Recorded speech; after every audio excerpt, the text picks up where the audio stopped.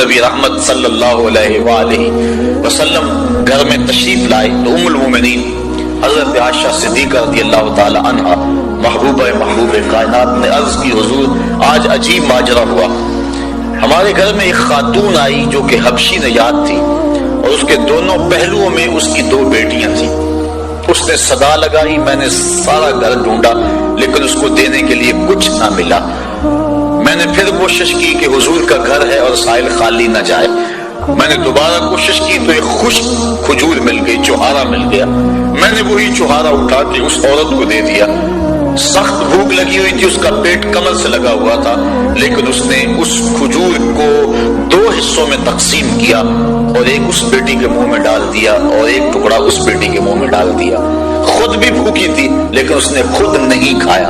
یہ کہتے کہتے ام المومنین آبدیدہ ہو گئی کہ حضور وہ خود بھی بھوکی تھی لیکن اس نے یہ بیٹیوں کو دیا۔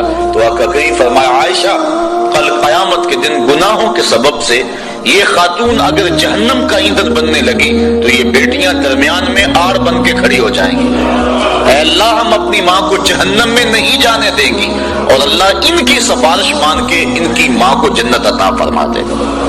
اور حدیث میں آتا ہے امرأۃ مردودہ وہ عورت جس کے خاوند نے اس کو طلاق دے دی، بدصورتی کی وجہ سے، غربت کی وجہ سے، جہیز کم لانے کی وجہ سے یا کسی سبب سے اس کو طلاق دے دی۔ اب معاشرے میں اسے کوئی قبول نہیں کرتا، ساری زندگی اس نے اپنے باپ کے دروازے پہ بیٹھ کے گزار دی۔ اس عورت کو عربی میں کہتے ہیں امرأۃ مردودہ، واپس لوٹائی گئی عورت۔ حدیث میں آتا جب قیامت کے دن اس کے باپ کو جہنم کا حکم ہوگا تو یہ اللہ تعالیٰ سے بحث کرے گی، مالک نہ تو نے مجھے عقل دی نہ تو نے مجھے شکل دی، سسرال نے دھکا دے دیا، خامد نے قبول نہ کیا، معاشرہ مجھے دوبارہ قبول کرنے کو تیار نہیں تھا، یہ میرا باپ تھا جو میرے لیے مزدوری کرتا رہا اور میری کفالت کرتا رہا، آج میں تو اس کو جہنم میں نہیں جانے دوں گی۔ وہ رابعہ بصریہ نہیں، عام سی عورت، لیکن قیامت کے دن اللہ اس کے باپ کو اس کی سفارش مان کے جنت کی راہیں عطا فرما دے گا۔ وہ بیٹی جو ماں باپ کے لیے باعث ننگ و آر تھی، اللہ کے محبوب صلی اللہ علیہ وآلہ وسلم نے اس مرتبے پہ بیٹی کو بٹھایا کہ ماں باپ کے لیے جنت کے دخول کی بشارت بن گئی اور جنت میں داخل ہونے کا ذریعہ بن گئی۔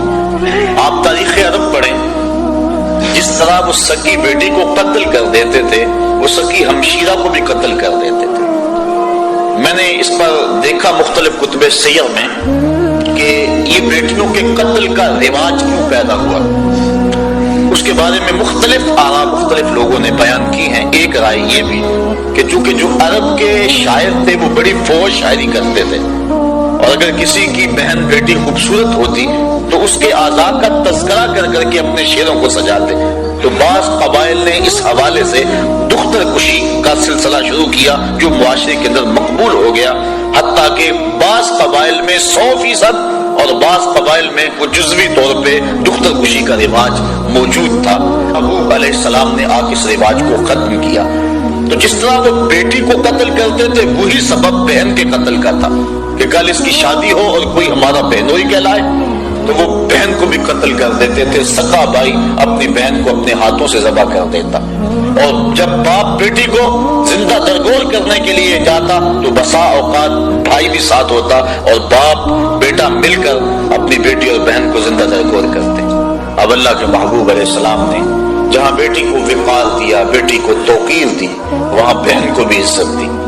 قرآن مجید نے حضرت موسیٰ علیہ السلام کی ہمشیرہ کا تذکرہ کتنی محبت سے کیا کہ جب ان کی والدہ یوحانس نے حضرت موسیٰ علیہ السلام کو دریائے نیل کی موجوں کے سپرد کر دیا اور پانی کے دوش کے اوپر وہ صندوق جا رہا ہے اور حضرت موسیٰ علیہ السلام کی ہمشیرہ پانی کے کنارے کنارے چلتی ہیں، دریائے نیل کے کنارے کنارے اس صندوق پر نظر رکھے ہوئے آگے بڑھتی ہیں اور جو ہی صندوق ڈوبنے لگتا ہے بہن کا کلیجہ بھی ڈوب جاتا ہے اور جب وہ تیر کے سطح آب پہ آتا ہے تو بہن کے دل کو ایک گنا تسکین ہوتی ہے۔ حضور کی آپ جانتے ہیں حقیقی بہن حقیقی بھائی کوئی نہیں، در یتیم ہے۔ سینہ صدف میں اکیلا پرورش پانے والا موتی در یتیم کہلاتا ہے، تو بطن آمنہ کے اندر حضور علیہ السلام اکیلے پرورش پائے اور اللہ کے محبوب علیہ السلام کو در یتیم کہا جاتا ہے۔ لیکن جب حضور حضرت حلیمہ سعدیہ سلام اللہ علیہا کے گھر دودھ پینے کے لیے کچھ عرصے کے لیے گئے تو حضرت حلیمہ سعدیہ کی ایک بیٹی تھی جن کا نام شیما یا شیما مختلف کتب سیر میں موجود ہے. وہ حضور کو اپنی گود میں اٹھا کر قبیلہ بنو سعد کے کھلے میدان میں آ جایا کرتی تھی. اور آپ نے بھی دیکھا ہوگا ہمارے دیہاتوں میں یہ رواج موجود ہے، اب بھی کہیں تو دم توڑ گیا لیکن آج بھی رواج جگہ جگہ موجود ہے کہ شام کے وقت جب عورتیں کھانا پکانے میں مصروف ہوتی ہیں تو بہنیں اپنے بھائی اٹھا کر باہر کھلی جگہ پہ لے آتی ہیں، اور ہر بہن کا مزاج یہ ہے کہ میرے بھائی سے سونا زمانے میں کوئی نہیں. وہ ایک مفکر نے کہا ہے کہ خوبصورتی دیکھنے والے کی آنکھ میں ہوتی ہے. تو ہر بہن کا مزاج ہے، چاہے کالا کلوٹا کیوں نہ اس کا بھائی. اسی لیے چندہ ماموں کہا جاتا ہے نا، ہر بہن اپنے بھائی کو چاند کہتی ہے. جب بچیاں اپنے ویر لے کر قبیلہ بنو سعد کے میدان میں آتی تو ہر کوئی کہتی کہ میرے بھائی کا جوڑ نہیں. اگر کسی کی رنگت کالی ہوتی تو وہ نقوش کو معیار حسن قرار دیتی کہ حسن کا تعلق رنگت سے نہیں نقوش سے ہے، میرے بھائی کے نقوش تو دیکھو.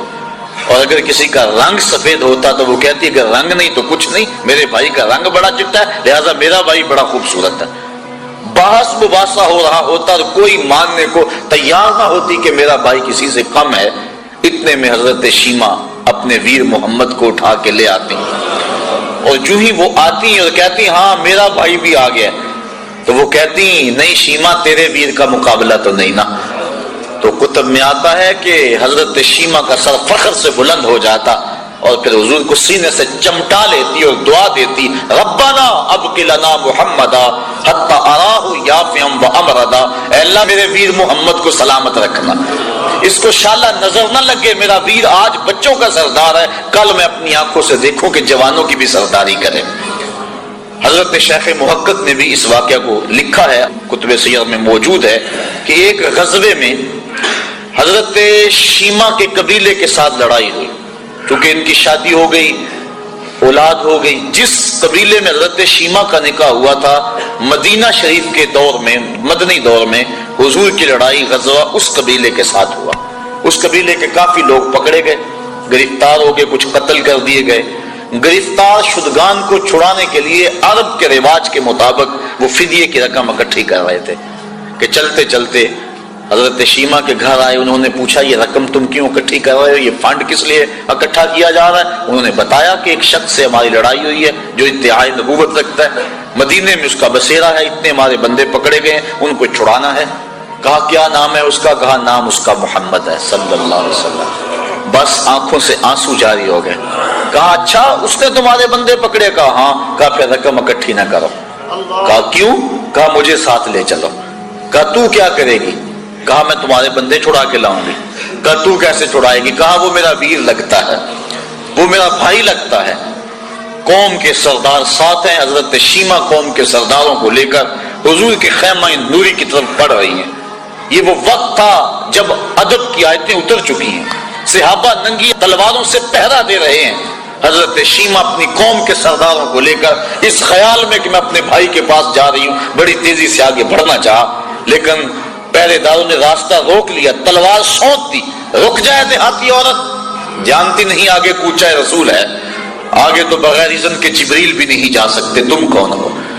حضرت شیما کو جب روکا گیا تو انہوں نے تلوار کو جھٹک کے پیچھے کرتے ہوئے کہا خلو سبیلی وعلموا انا اخت نبیکم، میری راہیں چھوڑ دو، مجھے جانتے نہیں میں کون ہوں، میں تمہارے نبی کی بہن لگتی ہوں. بس یہ جملے سننے کی دیر تھی کہ تلواریں خم ہو گئیں، آنکھوں پر پلکیں آ گئیں اور صحابہ نے نظریں نیچی کر لی.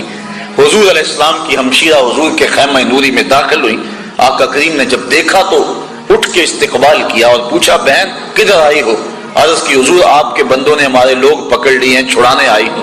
آقا فرمایا بہن تو نے زحمت کیوں گوارا کی، تو پیغام بھیج دیتی میں سارے چھوڑ دیتا. پھر حضور نے کچھ گھوڑے، چند جوڑے اور بہت سارا ساز و سامان دیا. جب بھائیوں کے دروازے پر بہن آئے تو بھائی خالی تو نہیں موڑا کرتے. اور پھر حضور رخصت کرنے کے لیے خود خیمہ پاک سے باہر آئے. صحابہ کی جماعت منتظر تھی. فرمایا صحابہ جب میں قیدی چھوڑا کرتا ہوں تم سے مشاورت کیا کرتا ہوں، آج پہلا موقع ہے میں نے مشورہ بھی نہیں کیا اور قیدی بھی چھوڑ دیے. کہا بندہ نواز جو چاہیں آپ کریں لیکن ارشاد تو کر دیں کہ آپ نے آج مشورہ ضروری کیوں نہیں سمجھا؟ فرمایا آج میرے دروازے پہ میری بہن آ گئی تھی. تو دنیا کے سامنے عملاً بہن کے وقار کو رکھا. جس معاشرے میں بیٹی کی توقیر نہیں تو اس معاشرے کو بیٹی کی توقیر سکھائی. بہن کی آبرو نہیں تھی، عملاً بہن کی آبرو لوگوں کے سامنے رکھی. سوتیلی ماں ترکے میں بٹتی تھی اور سکی ماں کی بھی عورت ہونے کے ناطے سے آبرو نہیں تھی، لیکن اللہ کے محبوب نے قولاً اور عملاً ماں کی آبرو لوگوں کے سامنے رکھی. الجنت تحت اقدام الامہات، جنت تو ماں کے قدموں کے سائے تلے، ماں کے قدموں تلے جنت بچھا دی. اور حضور نے عملاً لوگوں کے سامنے ماں کا پیار بیان فرمایا.